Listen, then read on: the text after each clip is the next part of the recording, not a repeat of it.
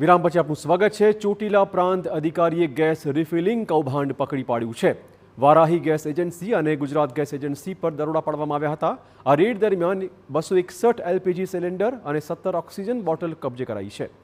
રહેણાંક મકાનમાં ઇલેક્ટ્રિક મોટરથી ગેરકાયદેસર ગેસ રિફિલિંગ ચાલતું હતું।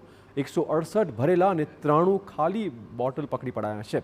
આ રેડ દરમિયાન કુલ મુદ્દામાલ 15.33 લાખનો કબજે કરાયો છે। પ્રાંત અધિકારીએ આ ગોડાઉન છેવટે સીલ કર્યું હતું।